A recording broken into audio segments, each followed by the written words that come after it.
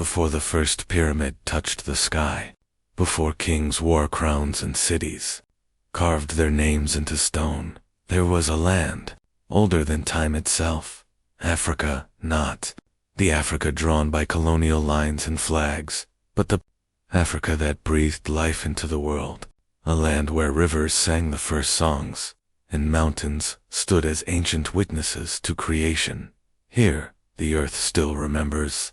Every grain of sand, every gust of wind, whispers of those who walked before history had a name, because long before any civilization rose, Africa had already built the blueprint for humanity. This isn't just the story of one continent, it's the story of where we all began, because every human heartbeat, no matter the color, no matter the nation, echoes from one sacred place, Africa, the true beginning of us all.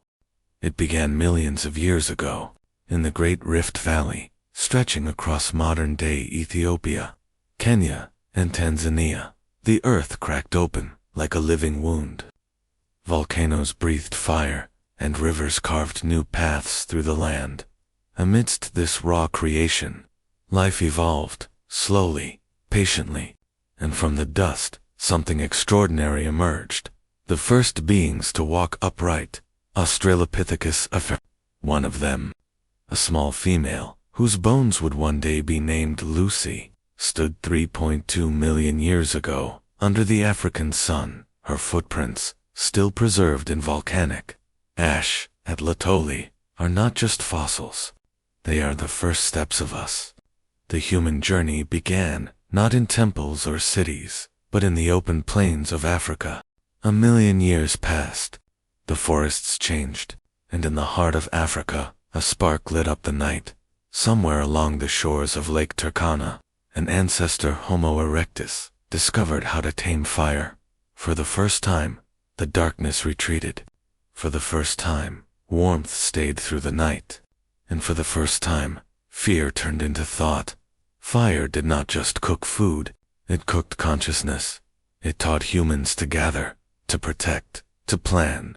Stories began around the flames, long before words were written, and with that spark, Africa lit the torch of human intelligence. For over 200,000 years, Africa was the only home humans knew. Then, between 70,000 and 100,000 years ago, a small group left, following rivers, coastlines, and the stars. They didn't know it then, but they were carrying Africa's breath across the world. Every continent they reached, Asia, Europe, the Americas, was shaped by the descendants of African ancestors. Genetic studies prove it. Every human being alive today traces their roots back to one single African mother. Mitochondrial Eve. It means that the story of Africa is not separate from ours, it is ours. Before words, before writing, there was art.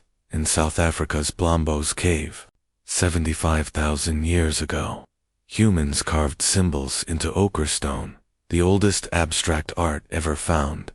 These weren't random scratches. They were messages, the first attempt to make meaning visible. Nearby, in Namibia, the Apollo 11 cave paintings show animals drawn with precision and imagination, from pigments and firelight. Africa gave birth to creativity. These early artists weren't just decorating walls, they were expressing identity. They were saying, "We exist, we dream," and in that moment, humanity became more than flesh and bone. It became spirit. Every word spoken today, in every language, traces its echo back to Africa. The first human speech emerged here. Clicks, tones, and rhythms evolved into complex communication systems. From the San people of southern Africa to the ancestors of the Nile Valley, humans began to speak of the world, of each other, of time. Language built families. Language built memory. Language made us human, so when a baby in any part of the world says their first word, it is Africa's voice speaking again. Africa's great rivers, the Nile, the Niger, and the Congo, are more than bodies of water. They are the lifeblood of a continent, the ancient arteries through which civilization itself began to flow. Along their fertile banks, Early Africans found the keys to survival and progress. The rivers brought life to the soil, gathered animals to their shores, and offered humans the chance to settle, plant, and build. Villages grew into towns, and towns into kingdoms, all nourished by the steady pulse of the waters. The Nile, especially, became a teacher. Its annual floods were both a challenge and a blessing, and through observing them, Africans learned to measure time. The rising and falling of the river marked the seasons, guiding when to sow and when to harvest. From this rhythm came the world's first calendars, a harmony between nature and human understanding. But the rivers did more than sustain life. They connected it. The Niger linked distant communities across West Africa, allowing trade and culture to flow between them. The Congo wound through deep forests, carrying songs, stories, and goods between inland peoples and coastal traders. And the Nile stretched from the heart of Africa to the Mediterranean, binding together lands, languages, and beliefs. These waters were highways long before roads. Carrying more than gold and grain, they carried knowledge, faith, and imagination. To Africa, rivers were mothers, givers of life, keepers of time, and bridges between worlds. Through them, the story of human civilization first began to move. Long before the rise of pharaohs, palaces, and empires, Africa was already shaping the foundations of human civilization. Across its plains and valleys, small communities lived in close connection with the land, guided by cooperation, spirituality, and shared responsibility. These early Africans built societies not on conquest, but on balance. Families worked together to gather food, cultivate crops, and care for one another. Decisions were made through councils of elders, where wisdom, not power, led the way. Leadership was service, not domination, a principle that would echo through African culture for millennia. Archaeological discoveries reveal just how early this began. At Nabta Playa, deep in southern Egypt, evidence of organized settlements dating back over 9,000 years has been found. Stone circles aligned with the stars, wells for water storage, and traces of community rituals. These people were already observing the heavens, tracking seasons, and managing resources together, long before the so-called cradles of civilization arose in Mesopotamia or the Indus Valley. This was Africa's silent revolution, the birth of organized human life. It wasn't marked by grand monuments or written records, but by cooperation, innovation, and social harmony. Before the world spoke of kings and kingdoms, Africa had already discovered something greater, the art of living together. This was the true beginning of civilization, not in the rise of rulers, but in the creation of community. Long before temples were built or scriptures were written, the African sky itself was the first place of worship. The stars above were not distant fires. They were ancestors watching, guiding, and reminding humanity of its place in the universe. In those ancient communities, spirituality was born not from fear, but from wonder. Africans were among the first to look up at the heavens and ask the timeless questions. Who are we? Why are we here? What lies beyond the visible world? Across the continent, each people found their own answers, yet all were tied by a shared understanding that life was sacred and connected. The San Bushmen of southern Africa told stories of Kagan, the divine creator who shaped the world and watched over all living things. In West Africa, the Dogon looked to the stars, speaking of Sirius and its hidden companion, long before modern science confirmed it. For Africans, the divine was not confined to temples or idols. It lived in the earth, in rivers, in the wind, and in the stars. Every tree, every mountain, every breath was part of a larger harmony, a reflection of the same creative force. These were not primitive beliefs, as outsiders later claimed. They were profound philosophies, early attempts to understand the cosmos, the soul, and the laws that governed existence.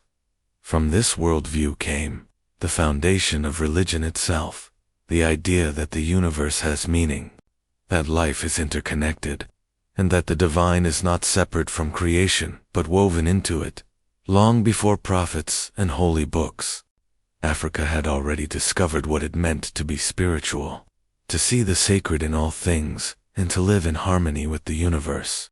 In the Sahara, before it was desert, there stood stone observatories, ancient calendars aligned with the stars. At Nabta Playa, long before Stonehenge, Africans were marking the solstice and mapping the heavens. They understood cycles of stars, seasons, and life. Time was not an enemy to them, it was sacred rhythm. Their understanding of astronomy would later influence the builders of Egypt, Nubia, and beyond.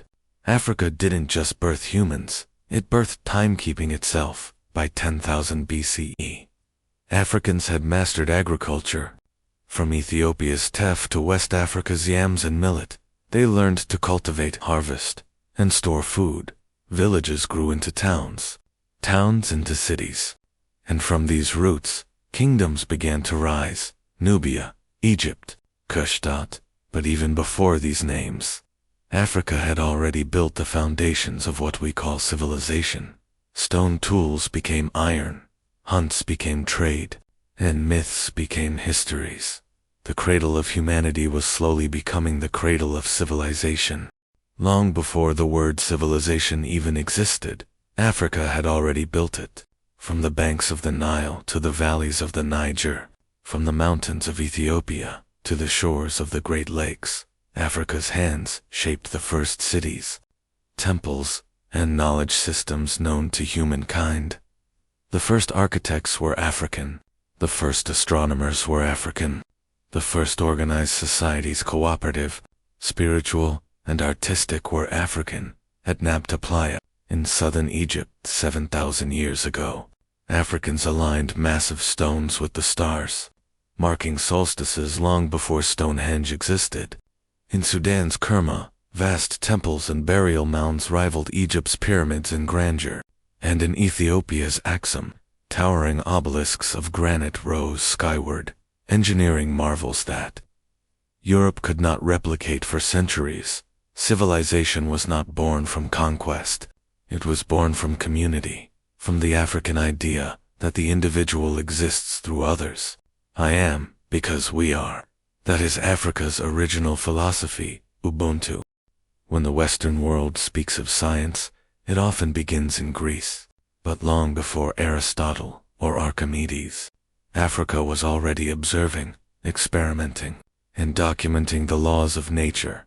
In Kemet, ancient Egypt, medical papyri reveal advanced understanding of anatomy, disease, and surgery.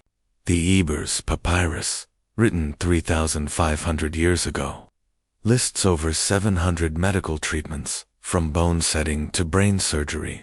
Egyptian physicians were so skilled that Greek doctors, including Hippocrates, studied their techniques.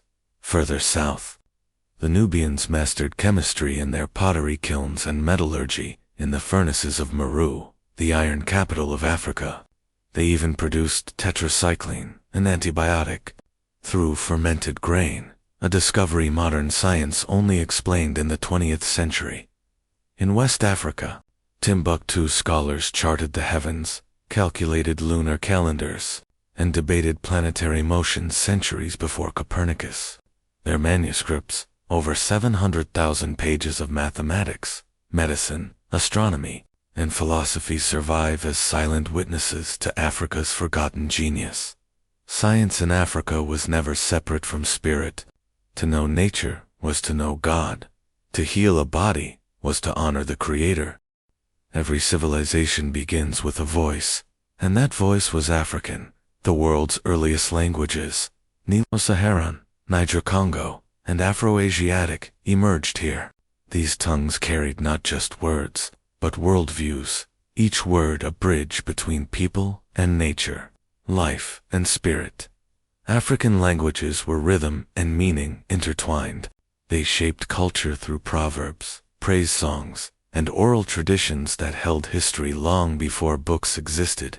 the griots of Mali, the poets of Swahili coast, and the storytellers of the Congo kept entire nations alive through memory and song.